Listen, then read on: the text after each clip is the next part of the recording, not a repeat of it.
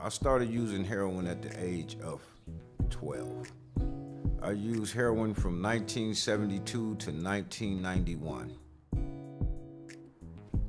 Welcome to this edition of Recovery Happens. My name is Sue Rakowski, and sitting down with us today is Greg, who shares his story of hope and recovery. I grew up in Southwest Detroit. Growing up with addiction, my father was an alcoholic. He was an abusive alcoholic, and I had some of my family members who were actively using heroin, and that's kind of like where I got my start from, just watching them and trying to emulate them, wanting to be like them.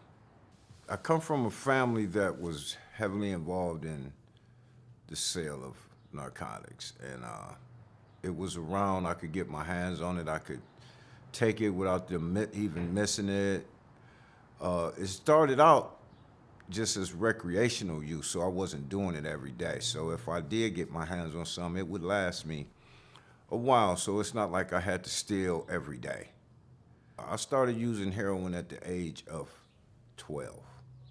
I used heroin from 1972 to 1991.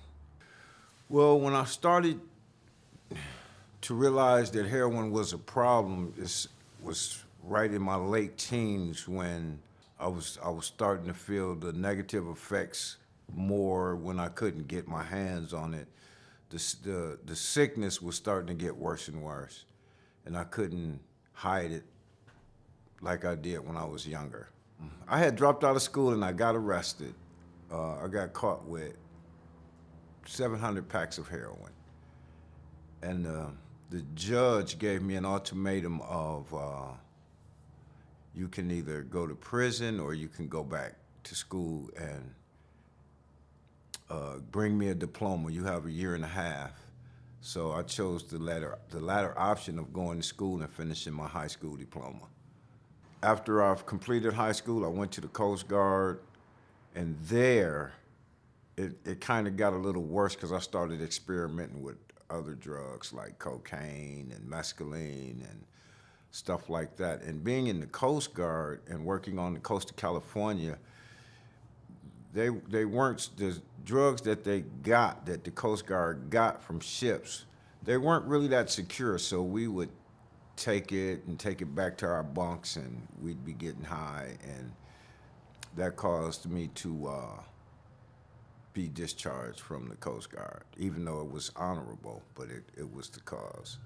How I was introduced to recovery and the journey, I was sitting on my mother's porch one day, and a friend was walking by. And he had this blue book in his hand, and I asked him where was he going. And he said, I'm going to a meeting. And I said, oh, okay. And he said, come and go with me, and I'll pay you. And I was like, okay, because I wanted to get high, right?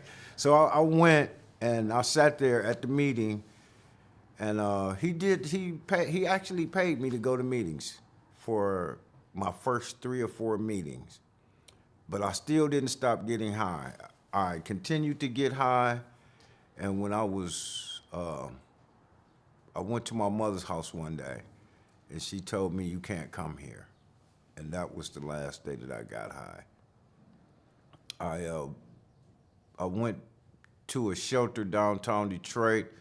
There was a gentleman there talking about a treatment center. I didn't know what a treatment center was, so he said, we're gonna go to treatment in the morning, and when the morning came, he didn't go.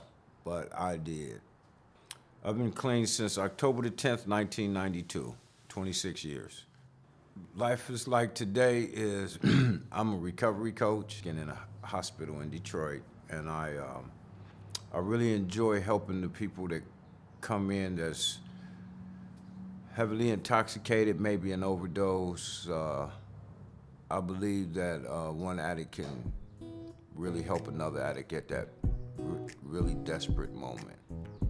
What I'm most proud of today is at age 59, I completed my degree at St. Clair Community College for computer networking.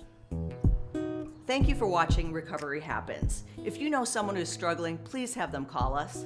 If you'd like to donate to our cause, please go to our page and hit the donate button. And thank you so much to our sponsor, Vision of Hope Charities.